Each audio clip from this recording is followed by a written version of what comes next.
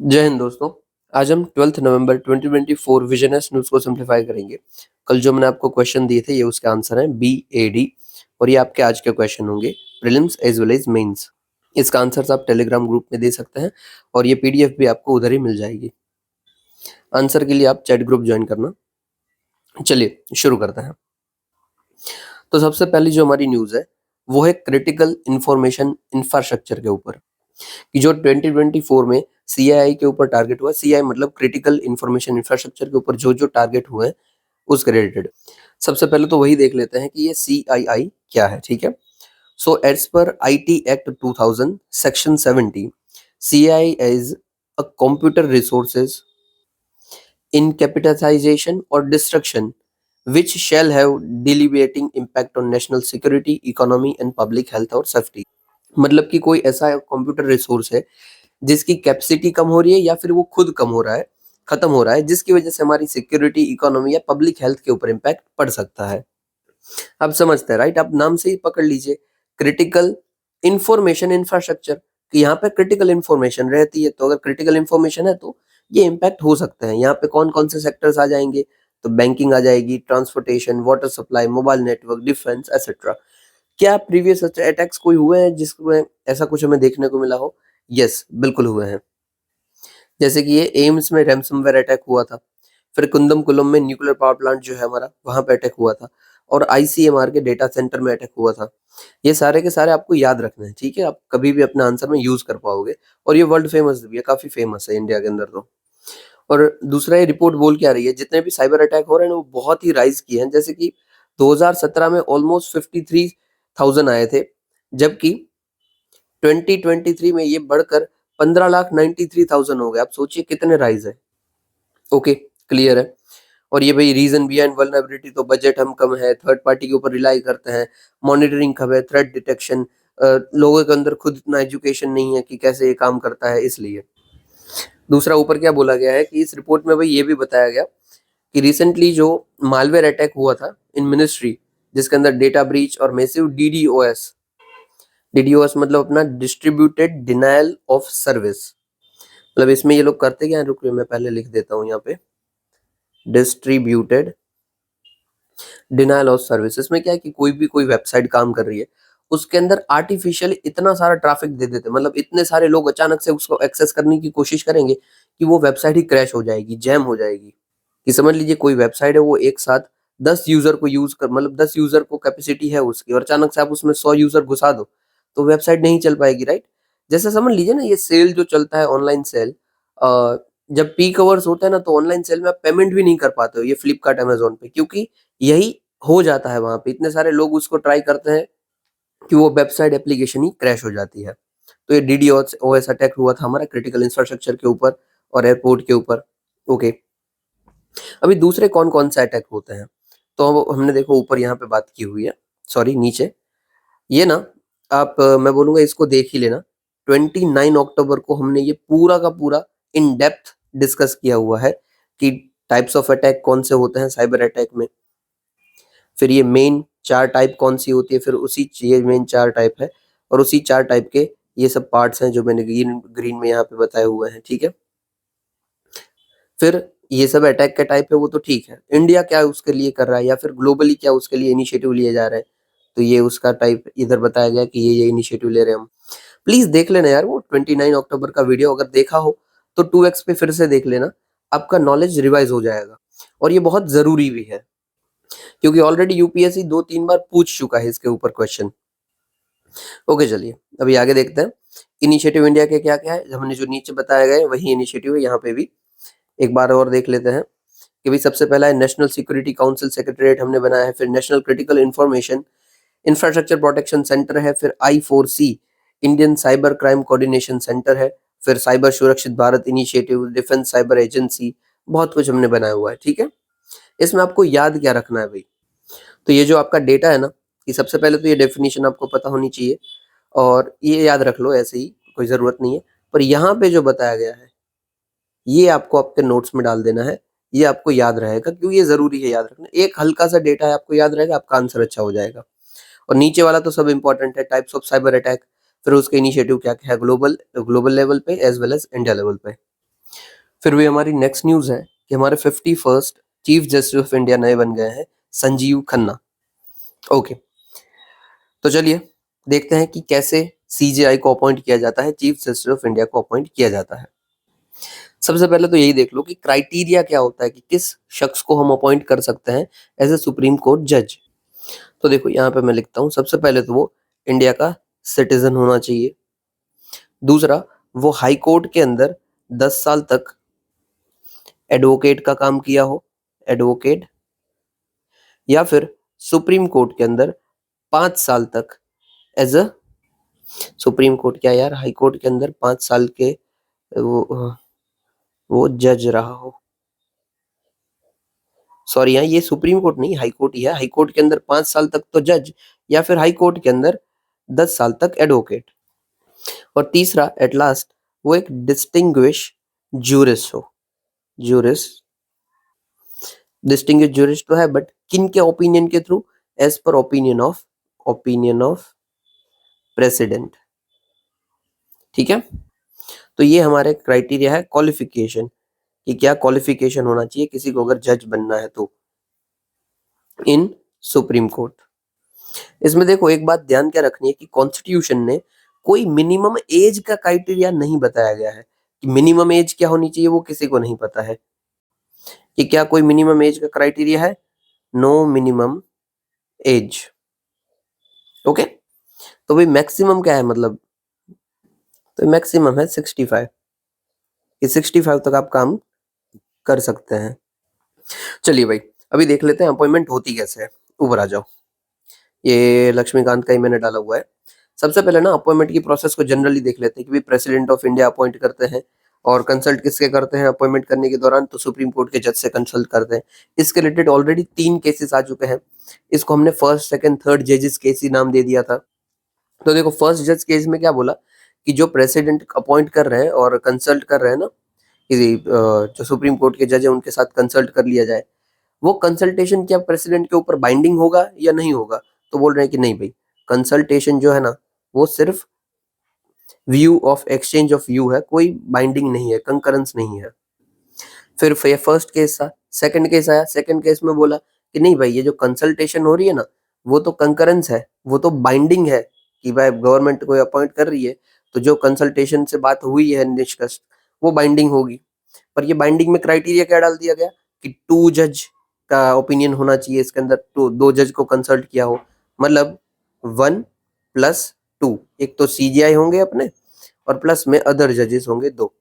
Okay, अभी ये binding हो गई। फिर थर्ड जज केस आया, उसमें क्या बोला कि भाई यही चीज जो आप बोले वो ठीक ही है, कि जो कंसल्टेशन है ना वो ठीक है, बाइंडिंग तो हम रखते हैं, बट उसके कुछ कुछ क्राइटेरिया है, हर एक कंडीशन में बाइंडिंग नहीं है। क्या क्राइटेरिया होंगे? कि सबसे पहले तो सीजेआई प्लस 4 जजेस को आप रखेंगे, सीजेआई प्लस 4 जजेस, और इस 4 में से अगर 2 बंदे भी कोई अलग ओपिनियन देते हैं ना कि नहीं भाई इसको अपॉइंट करना है इसको नहीं करना है, तो वो कंसल्टेशन बाइंडिंग नहीं होगी, मतलब तो वो ओपिनियन है ही नहीं। और इसमें कुछ ऐसा नहीं है कि कास्टिंग वोट सीजीआई करेंगे नहीं करेंगे, नहीं, खत्म ही हो गया बात, फिर बात ठीक है, 2 ने मना कर दिया तो बात खत्म। ओके, तो ये क्राइटेरिया थे, इसको फॉलो किया है तो बाइंडिंग होगा, बाकी नहीं होगा। और यही जो सिस्टम है ना कि भाई सीजीआई मिलके दूसरे जज के साथ जो भी अपॉइंटमेंट करते हैं, उसी को हम बोलते हैं कॉलेजियम सिस्टम। ओके, अभी देखो 2014 में कॉलेजियम सिस्टम को थोड़ा सा हम साइडलाइन करते हुए एक एक्ट लेके आए थे, national judicial appointment commission act 2014। और ये अमेंडमेंट कौन सा था? तो 99th कॉन्स्टिट्यूशन अमेंडमेंट एक्ट। वो क्या बोल रहा था कि जैसे ये यूपीएससी और ये सब एग्जाम लेते हैं, वो एग्जाम तो लिया जाएगा, पर गवर्नमेंट इस एक्ट के थ्रू खुद डिसाइड करेगी कि किसको अपॉइंट करना किसको नहीं करना। बहुत बड़े क्राइटेरियाज थे, पर ये अभी बहुत पुराना हो गया है, इसलिए इसको डिस्कस करना कोई बनता नहीं है काम।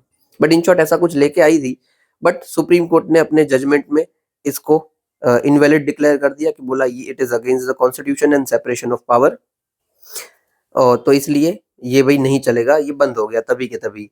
तो अभी के लिए क्या जजेस का काम चल रहा है, कौन सा हम सिस्टम अब फॉलो कर रहे हैं जजेस को अपॉइंटमेंट करने के लिए? तो कॉलेजियम सिस्टम कर रहे हैं। और ये जो मना किया था ना उस जजमेंट, उस केस का नाम है फोर्थ जजेस केस। ओके, चलिए अभी ऊपर देखते हैं जो न्यूज में हमारे पास था। कि संजीव खन्ना नए बन गए हैं, अपॉइंटमेंट ऑफ सीजीआई कैसे होती है। सबसे पहले तो कॉलेजियन सिस्टम बनेगी, वो रिकमेंड करेगी कि भाई इन इनको अपॉइंट करिए जजेस, ठीक है। अब जो भी जज हैं उसमें जो जो भी सीनियर मोस्ट जज होगा ना, उसको सीजीआई अपॉइंट किया जाएगा। ये एक नॉर्म्स चल रहा है, ऐसा कोई कॉन्स्टिट्यूशन में बोला गया नहीं कि ऐसा ही करना है, ये एक नॉर्म है। तो इसका मतलब क्या है कि जो सबसे बूढ़ा होगा उसी को हम बना देंगे, क्योंकि वही सबसे ज्यादा एक्सपीरियंस्ड है। अभी अपॉइंटमेंट होती कैसे है, देखो सबसे पहले union minister of law and justice और कंपनी अफेयर्स जो है, वो अपनी रिकमेंडेशन भेजेंगे प्राइम मिनिस्टर को, और फिर प्राइम मिनिस्टर वही एडवाइस देंगे प्रेसिडेंट को, और फिर प्रेसिडेंट अपॉइंट करेंगे चीफ जस्टिस ऑफ इंडिया को। और हमारा आर्टिकल में क्या बोला गया है, आर्टिकल 124 क्लॉज 2 में, कि जो भी सुप्रीम कोर्ट का जज है वो प्रेसिडेंट के द्वारा अपॉइंट होता है, और तब तक वो अपनी ऑफिस अटेंड करेगा जब तक कि वो 65 ईयर्स का नहीं हो जाता, ठीक है। तो मैक्सिमम एज तो दे रखी है, बट कोई मिनिमम एज नहीं दे रखी है। ओके, डन है। अब ये कॉलेजियन सिस्टम जो बताया गया है उसको समझ लेते हैं, कि जो देखो सुप्रीम कोर्ट के अंदर किसी को भी अपॉइंटमेंट लानी है तो सीजीआई +4 होता है, हमने ये नीचे ही देख लिया कि चीफ जस्टिस ऑफ इंडिया और उसके साथ 4 सीनियर मोस्ट जज होंगे, जो बताएंगे कि हमें और जजेस की जरूरत है, हमें और जजेस दीजिए, अपॉइंट कीजिए। जैसे देखिए हमारा ही लगातार जो जजेस की नंबर ऑफ जजेस है सुप्रीम कोर्ट के अंदर, वो लगातार बढ़ते रह जा रहे हैं, कि पहले वही 7 थे, फिर हमारे पास 11 हो गए थे, फिर 30, और अभी के लिए कुछ 35 के आसपास है, 33 या 35 के आसपास हमारे पास जजेस है सुप्रीम कोर्ट के अंदर। ओके, अभी ये हो गया सुप्रीम कोर्ट का। हाई कोर्ट के अंदर कैसे अपॉइंटमेंट होती है, तो हाई कोर्ट के अंदर 2 कॉलेजियम सिस्टम काम करता है, एक तो हाई कोर्ट का खुद काम करता है, और दूसरा सुप्रीम कोर्ट का काम करता है। जो हाई कोर्ट के अंदर काम करता है ना, उसके अंदर chief justice of high court +2 member होते हैं, और जो सुप्रीम कोर्ट का है उसके अंदर सीजेआई +2 मेंबर होते हैं। याद क्या रखना है हमें, तो सुप्रीम कोर्ट के अंदर जब हम बात करते हैं तब 1+4 है, और हाई कोर्ट के अंदर जब हम बात करते हैं तब 1+2 1+2 है। इसका मतलब क्या है कि हाई कोर्ट के अंदर आपको अपॉइंटमेंट करना है तो हाई कोर्ट का as well as supreme court का दोनों का ओपिनियन चाहिए होगा। डन है, ये हो गया नॉर्मल जजेस का अपॉइंटमेंट्स की बात। और यहाँ पे हम देख रहे हैं सुप्रीम कोर्ट के जो सीजीआई को अपॉइंटमेंट करना था उसका, ठीक है। दूसरा चीज देख लेते हैं सीजीआई का, कि भाई सीजीआई जो वो फर्स्ट अमॉन इक्वल्स होते हैं, और ये किस जजमेंट में बोला गया था, तो state of Rajasthan versus Prakash Chand judgment में। फिर मास्टर ऑफ रोस्टर होते हैं, मतलब जितने भी लोग हैं उसमें सबसे बड़े मास्टर ये हैं। क्यों, क्योंकि इनके पास एक एक्सक्लूसिव पावर है कि जो भी कॉन्स्टिट्यूशनल बेंचेस होती है ना, उसको ये हियर करते हैं या फिर वो सेटअप भी करवा सकते हैं, ठीक है। फिर ये हेड ऑफ कॉलेजियम सिस्टम भी है, कॉलेजियम तो हमने देखा ना हर जगह सीजीआई तो है ही है। और तीसरा appointment of officers and servant in supreme court, ये खुद अपने तरीके से कर सकते हैं, कि कोई सुप्रीम कोर्ट के अंदर किसी की जरूरत है स्टाफ को अपॉइंटमेंट करने की तो वो ये कर सकते हैं। डन है, तो ये सब आपको याद रखना है। फिर ये देख लीजिए world intellectual property indicator 2024 report वाइपो के द्वारा आई है, वाइपो वीपो वट एवर यू से। इन शॉर्ट ये काम क्या करती है, सबसे पहले तो वीपो का देख लेते हैं, यहाँ पे नहीं दिया गया है। वीपो ना ग्लोबल लेवल की ऑर्गेनाइजेशन है जिसका काम ही यही है कि पूरे वर्ल्ड की इंटेलेक्चुअल प्रॉपर्टी का डेटा रखना और उसके रिलेटेड सब बातचीत करना, उसके कोई क्राइटेरियाज है उसको फॉलो अप लेना, उसमें अपडेटेशन करवाना एक्सेट्रा। तो देखो अभी क्या क्या चीज हुई है, इंडिया का इन्होंने कंपैरिजन किया है अभी के लिए न्यू। सबसे पहले, हाँ सबसे पहले तो हम समझ लेते हैं कि चीजें क्या क्या होती है इंटेलेक्चुअल प्रॉपर्टी के अंदर। ऊपर आ जाइए, इंटेलेक्चुअल प्रॉपर्टी यहाँ पे है। देखिए इंटेलेक्चुअल प्रॉपर्टी 4 टाइप की प्रॉपर्टी हो सकती है। एक हो सकता है कॉपीराइट, पेटेंट, ट्रेड सीक्रेट और ट्रेडमार्क। आपने सबका नाम एक बार सुना ना सुना होगा ही। अभी जो कॉपीराइट है ना, वो किसी ओरिजिनल वर्क के लिए दिया जाता है। जैसे कि समझ लीजिए किसी ने कोई मूवी बना दी है तो मूवी का कॉपीराइट हो सकता है, वीडियो का कॉपीराइट हो सकता है। तो कोई ओरिजिनल वर्क है उसके लिए कॉपीराइट दिया जाता है।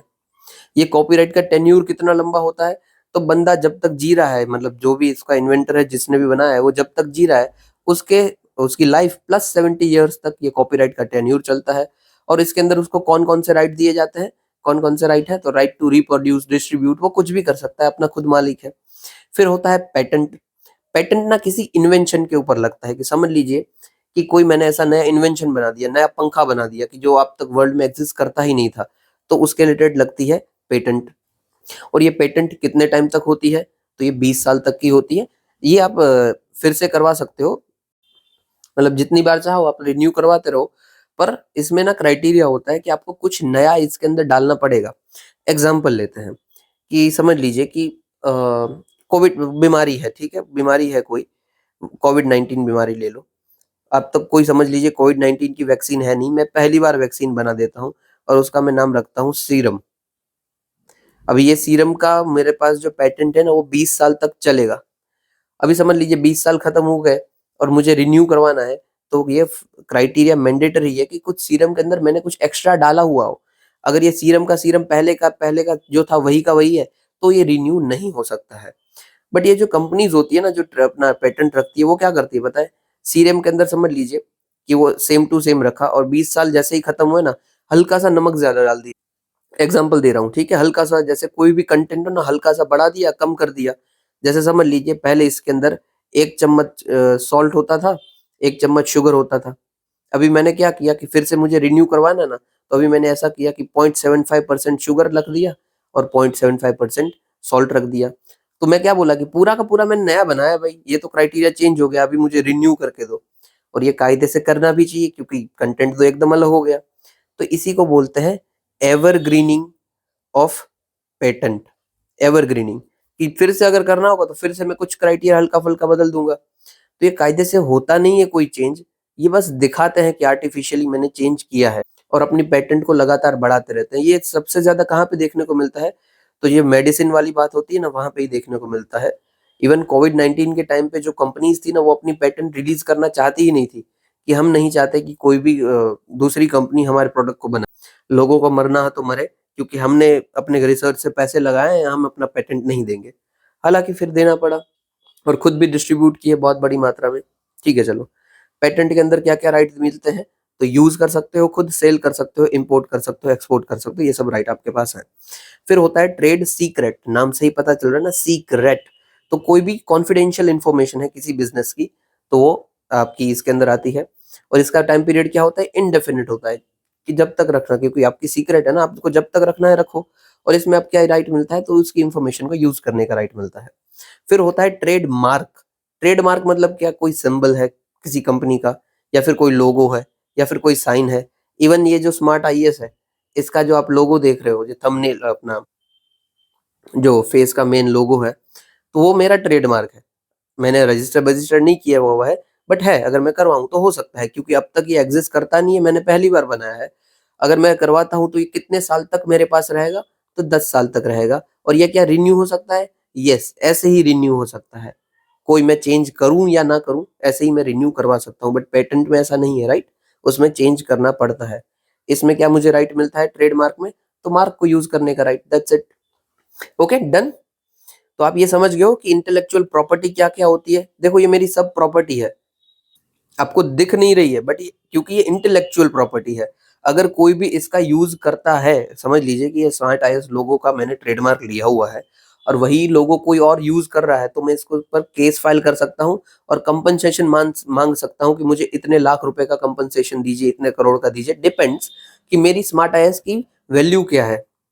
जैसे इसी का मैं समझा दूँ, जैसे मैं विजन आईएएस की ये पीडीएफ यूज़ कर रहा हूँ, राइट? इसमें विजन आईएएस का कॉपीराइट है और एज़ वेल एज़ ट्रेडमार्क भी है।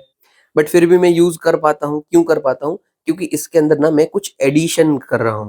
किसी भी कॉपीराइट वाली चीज़ में आप कोई एडिशन करते हो ना, मतलब आपकी अलग से कोई इन्फॉर्मेशन आप दे रहे हो, एक्स्ट्रा ऐड करते हो, स्पेशली एजुकेशन पर्पज़ में और कहीं पे नहीं। जैसे कि ये पीडीएफ है, इस पीडीएफ के अंदर मैंने खुद नॉलेज बताया, मैंने ये ट्रांसलेट करके दिया और ये सब मैंने एक्स्ट्रा इन्फॉर्मेशन ऐड भी की है। तो ये कॉपीराइट जो होता है, वो कैंसल हो जाता है, क्योंकि मैंने पढ़ाने के लिए कोई एक इन्फॉर्मेशन को यूज़ किया और उसमें एडिशन भी किया है। बट अगर मैं डायरेक्टली यूज़ करता हूँ एज़ वर्ड बाय वर्ड, तो फिर मेरे ऊपर कॉपीराइट लगेगा, क्योंकि ये विज़न का है। Got it? चलिए अभी आगे देखते हैं। अभी ना इसी के ऊपर मैंने आपको क्वेश्चन दिया हुआ है, 2014 का क्वेश्चन है कि डिस्टिंग्विश करना है ब्रॉडली कॉपीराइट, पेटेंट और ट्रेड सीक्रेट्स को, और हमें सिग्निफिकेंस बताना है इंटेलेक्चुअल प्रॉपर्टी राइट्स का और उसके सोर्स ऑफ लिटिगेशन को भी बताना है। ये आप हल्का-फुल्का खुद पढ़ लेंगे। मैंने आपको मेन जो था वो बता दिया है। चलिए अभी ऊपर देखते हैं क्या न्यूज़ में क्या था। तो देखो वाइपो ने बोला है कि इंडिया के अंदर अभी फाइंडिंग्स क्या-क्या है। इंडिया पेटेंट के अंदर रैंक करता है ग्लोबली 6th, ग्रेट है। जो पेटेंट टू जीडीपी रेशियो है वो भी हमारा सर्च किया है बाय 381। फिर ट्रेडमार्क के अंदर देखें तो हम सेकंड हाईएस्ट हैं ग्लोबली।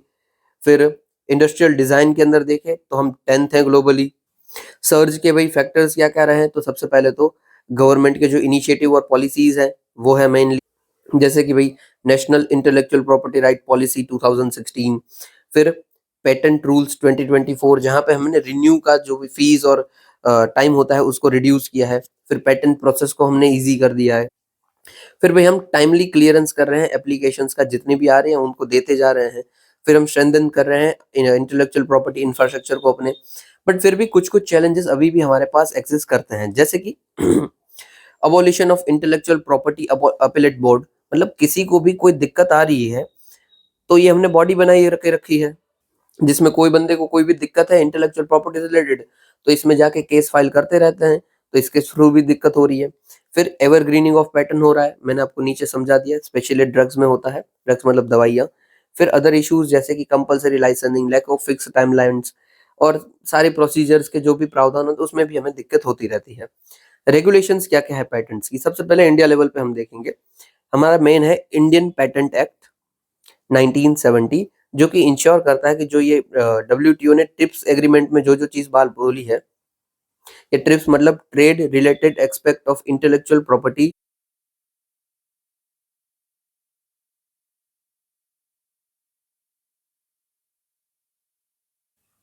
तो एक तो ये वीपो ही बना हुआ हमारे पास पड़ा है, ठीक है। फिर डब्ल्यूटीओ का ट्रिप्स एग्रीमेंट है, और कन्वेंशन में हम देखें तो बुडापेस्ट कन्वेंशन और पेटेंट कोऑपरेशन ट्रीटी 1970। ओके चलिए अभी हम आगे देखते हैं, ये सब हमने वैसे भी बात की हुई है पहले भी। फिर देखिए इंडिया ने फर्स्ट स्पेस डिफेंस एक्सरसाइज की है अंतरिक्ष अभ्यास 2024 इन दिल्ली। ये एक्सरसाइज को कंडक्ट किसने किया है, तो डिफेंस स्पेस एजेंसी ने कंडक्ट किया है। अभी देखो मेनली इसके अंदर होता क्या है कि हमें स्पेस के अंदर कौन से डिफेंस की जरूरत है, तो भाई बहुत सारे थ्रेट्स होते हैं, conventional as well non conventional. जैसे कि भाई ये नीड ऑफ स्पेस में देख लेना, तो भाई मिलिट्री और नॉन मिलिट्री थ्रेट्स है हमारे पास। नॉन मिलिट्री थ्रेट्स में क्या हो सकता है कि ऐसे ही कोई स्पेस डेब्रीज आ रही है और वो किसी हमारी सैटेलाइट से टकरा जाती है तो हमें दिक्कत हो सकती है। फिर मिलिट्री थ्रेट्स में क्या हो सकता है कि साइबर अटैक कोई हो गया हमारी सैटेलाइट के ऊपर, या फिर कोई एंटी सैटेलाइट वेपन के थ्रू हमारी सैटेलाइट तोड़ दी जा रही है। फिर प्रॉक्सिमिटी ऑपरेशंस करते हैं कि हमारे समझ लीजिए कि ये ऑर्बिट थी और हमारी सैटेलाइट इस ऑर्बिट में घूम रही है, कोई बाजू में वो दूसरी सैटेलाइट उसी ऑर्बिट में घुसा देते हैं और हमारी सैटेलाइट को थोड़ा दूर धक्का लगा देते हैं, तो हमारी सैटेलाइट डी ऑर्बिट हो जाएगी, तो इससे भी हमें दिक्कत होगी। और फिर दूसरा सर्वेलेंस और रिकॉग्निशन में हमें फायदा मिलता ही है, ठीक है, कि कौन सा कहाँ पे एरिया चल रहा है, कौन सी बॉर्डर सिक्योरिटी में क्या चल रहा है, कौन से एरिया में क्या कोई घुसपैठ हो रही है या नहीं हो रही है, ये सब हम देख सकते हैं। इसीलिए स्पेस में एक्सरसाइज करना भी जरूरी पड़ जाता है। एक्सरसाइज करने का मतलब क्या होता है, इन शॉर्ट ट्रेनिंग करना, कि अगर रियलिटी में ऐसा कुछ होता है उसके लिए हम कितने ट्रेन हैं। ओके चलिए, चैलेंजेस क्या क्या है स्पेस डिफेंस इंडिया के अंदर, कि भाई इन्वेस्टमेंट कम है हमारे पास, नेशनल डिफेंस स्पेस स्ट्रेटेजी हमारे पास कोई नहीं है, कोलैबोरेशन नहीं है स्टेक होल्डर्स के अंदर, और जो डिफेंस के अंदर प्रोक्योरमेंट चल रही है उसका प्रोसीजर भी काफी स्लो और लॉन्ग है।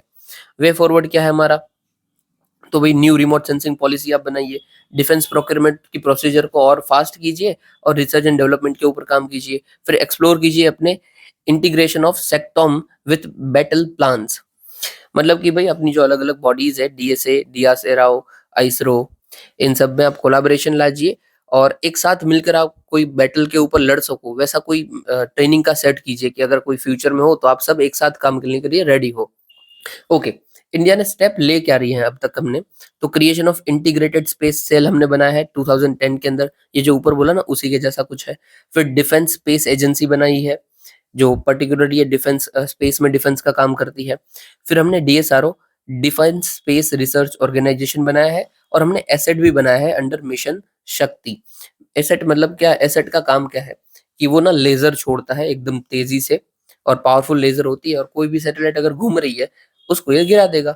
एसेट सैटेलाइट है वो एंटी सैटेलाइट, मतलब उसका दुश्मन है ये, कोई सैटेलाइट ऐसे घूम रही होगी उसको डायरेक्ट लेजर मारेगा और तोड़ देगा।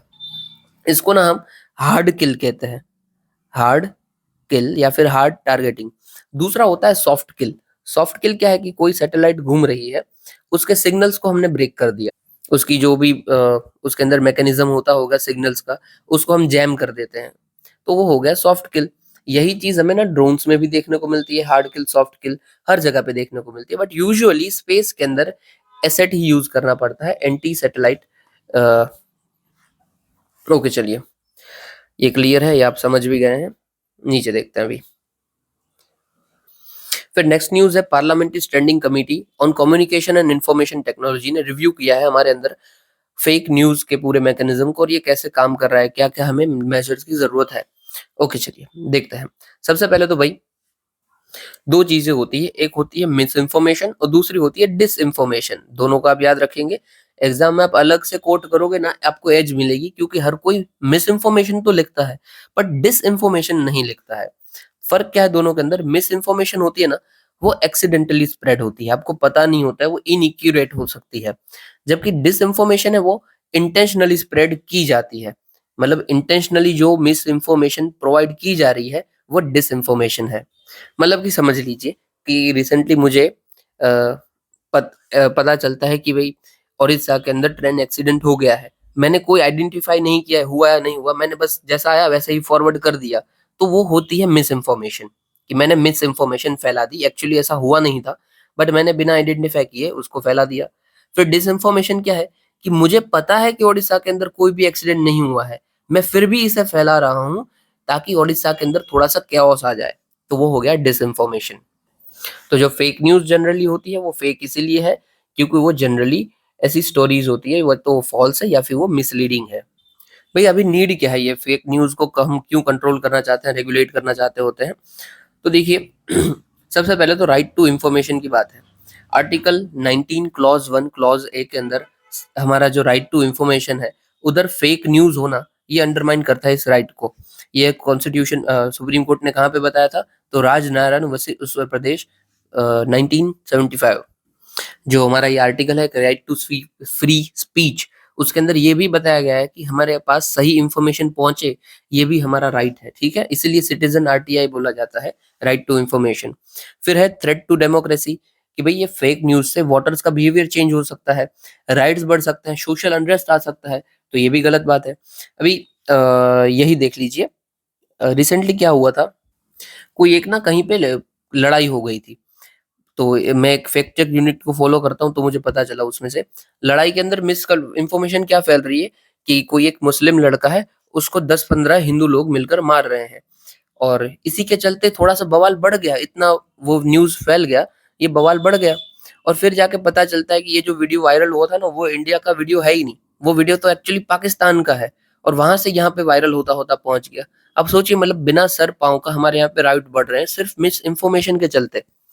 चलिए अभी आगे देखते हैं। इन्फॉर्मेशन बबल भी होते हैं, मतलब प्रीजुडिस सेट हो जाएगा आपका, रेसिज्म मिसगॉनी आपके अंदर आ जाएगी कि आप लगातार फेक न्यूज देख रहे हो, ऐसे कोई सर्टन सेक्ट के अगेंस्ट देख रहे हो, तो आप खुद मिस इन्फॉर्म्ड हो जाओगे, आपके अंदर प्रेजुडिस फॉर्म हो जाएगा कि हाँ भाई ये तो चीज तो ऐसी ही होती है।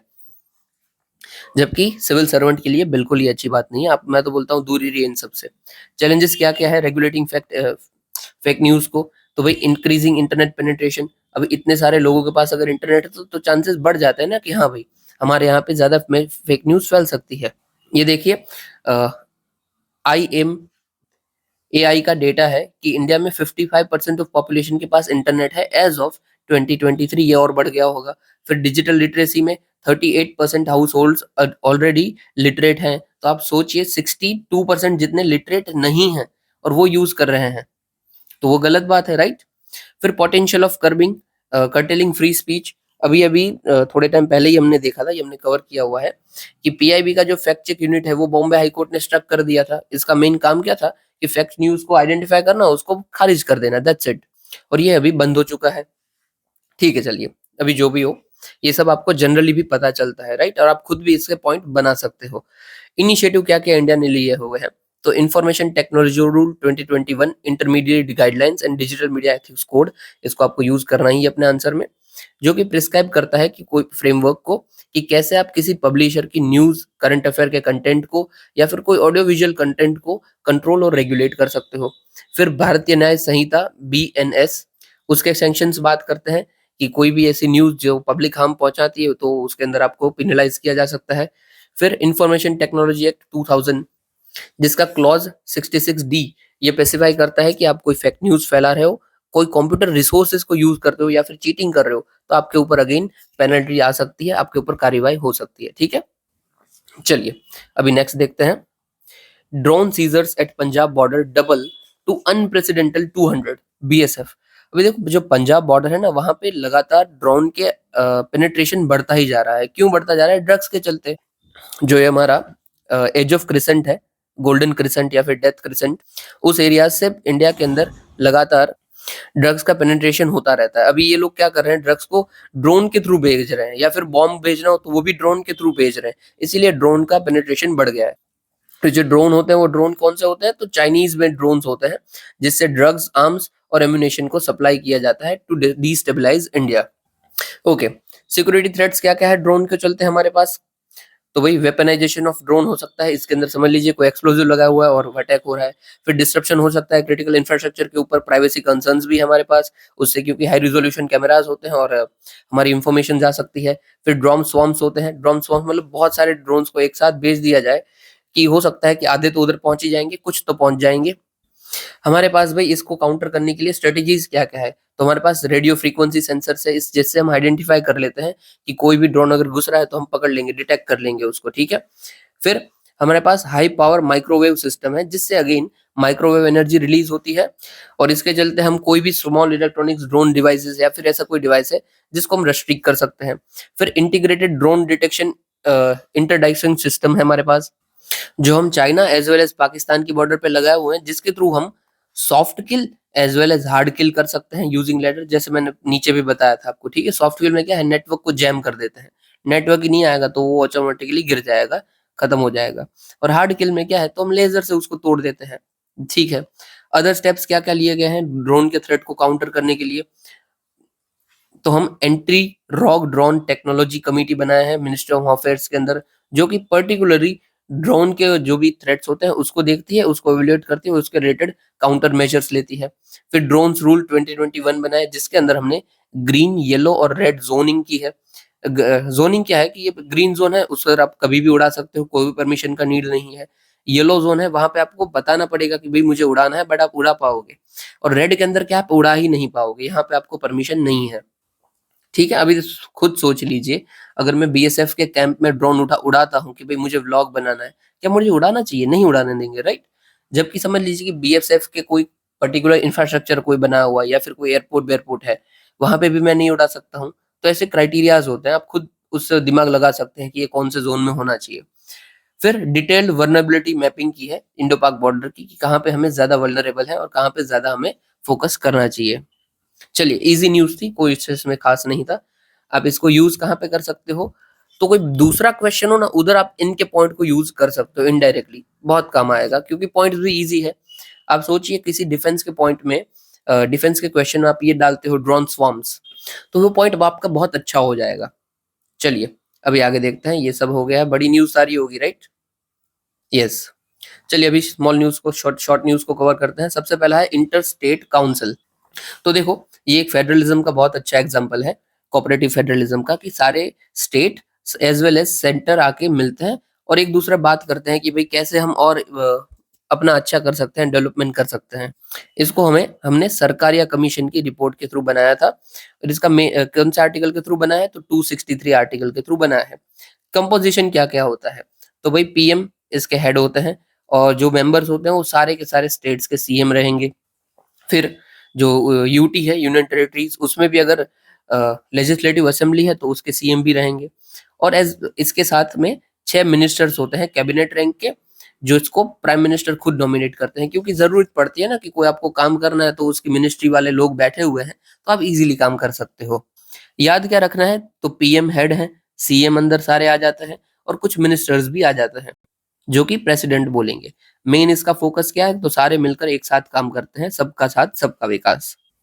फिर ये नीचे की न्यूज देख लीजिए, अजरबैजान हमने 2-3 बार रिसेंटली देख ही लिया है, फिर से देख रहे हैं, क्योंकि United nation convention on climate change COP19 की रिसेंटली मीटिंग चालू हुई है बाकू अजरबैजान के ऊपर, इसलिए न्यूज में था।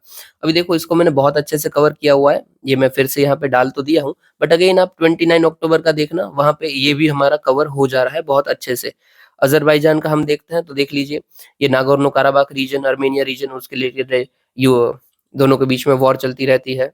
फिर ये उसके आसपास का भी स्टेट्स और वाटर बॉडीज सब हमने बताया हुआ। ये कास्पियन सी भी अजरबैजान के साथ बॉर्डर बनाता है, जिसकी हमारा ट्रिक है कास राइट तक। ये 29 अक्टूबर का आप देखेंगे, बहुत जरूरी है, ठीक है, यहाँ पे हमने सब बात की हुई है। चलिए ऊपर ऐसे ही भगा के देख लेते हैं। Surrounded by Russia, Iran, Armenia, Georgia. ये नागोर्नो काराबाख रीजन यहाँ पे पड़ता है, कास्पियन सी के साथ ये बॉर्डर बनाता है, रिवर्स इसकी कूरा और अरास है, और स्पेशली नेचुरल रिसोर्सेज जैसे कि natural gas, oil, zinc, ion यहाँ पे मिल जाता है, ठीक है। ये देख लेना, ये सारे के सारे हमने कवर किए हुए हैं, वो 29 अक्टूबर का वीडियो आप देख लेना। चलिए अब यहाँ पे देखते हैं गोट्टी कोया ट्राइब। तो वही नक्सल्स के बीच में और जो इंडियन फोर्सेस के बीच में लड़ाई चलती रहती है, इसमें कई बार गोट्टी कोया ट्राइब को नुकसान हो जाता है। इसलिए हमने बोला है कि इनको भाई दूसरे स्टेट्स में हम रिलोकेट कर देते हैं ताकि इनका नुकसान ना हो जाए। ये गोटी कोया जो ट्राइब है वो कौन सी लैंग्वेज बोलते हैं, तो गोंडी लैंग्वेज बोलते हैं, जो एक द्रविडियन लैंग्वेज है। ट्रेडिशनल ऑक्यूपेशन इनका हंटिंग, गैदरिंग और फिशिंग है। फेस्टिवल रिचुअल्स में गॉड और गॉडेसेस दोनों में मानते हैं, और ये मेनली नेचर को वर्शिप करते हैं। पॉलिटिकल ऑर्गेनाइजेशन में देखें तो विलेजेस जो है वो उनकी मेनली पॉलिटिकल ऑर्गेनाइजेशन है, जिसके हेड को ये पटेल बोलते हैं। और हाँ, ये कौन से स्टेट्स में है, डेफिनेटली छत्तीसगढ़ में, शायद बता दिया मैंने, राइट। चलिए रिसेंटली भाई अगरकर रिसर्च इंस्टीट्यूट है, उसने एक नई स्पीशीज ढूंढ ली है, डिप्लीटेरिया पोलीमोर्फा। अब ये जो स्पीशीज है ना, वो थ्राइव करती है ओपन ग्रासलैंड्स में, और एक्सट्रीम कंडीशन में ये रह सकती है कि फॉर फायर हो जाए, आग लग जा रही हो, ड्रॉट्स हो जा रहे हो, वहां पे भी ये रह सकती है। और ये हमें कहाँ पे मिली है, तो वेस्टर्न घाट्स में मिली है, one of the 4 global biodiversity hotspot. ठीक है, इसको बाद में देखते हैं ग्लोबल हॉटस्पॉट क्या है। फिर ये ब्लूमिंग करती, जो इनकी पैटर्न है वो ट्वाइस इन अ ईयर होती है। एक तो एक पोस्ट मानसून के पीरियड में, और दूसरा आफ्टर ग्रासलैंड फायर्स में। ओके ठीक है, इतना काफी है। मेनली देख लीजिए यहाँ पे 4 ग्लोबल बायोडाइवर्सिटी जो हॉटस्पॉट बोला है उसको देखते हैं। तो जो इंडिया है उसके 4 बायोडाइवर्सिटी हॉटस्पॉट है, ये इंडिया का मैप। तो भाई एक हमारा ये जो हिमालयन रीजन है, यहाँ पे एक हॉटस्पॉट हमारा है, ठीक है। फिर दूसरा वेस्टर्न घाट हमारा हॉटस्पॉट है। फिर भी यहाँ पे जो निकोबार वाला एरिया पड़ता है, अंडमान निकोबार, ये मलेशिया इंडोनेशिया वाला रीजन, ये भी एक हमारा हॉटस्पॉट है। और फिर एक ये जो इंडिया और बर्मा वाला रीजन पड़ता है ना, ये पूरा पूरा हिमालय नहीं है, नॉर्थ ईस्ट वाला हिस्सा है, वो एक हॉटस्पॉट है, ठीक है। तो एक ये हिमालयाज हो जाएगा, दूसरा ये इंडो बर्मा हो जाएगा, लिख देता हूं मैं, हिमालय, इंडो बर्मा,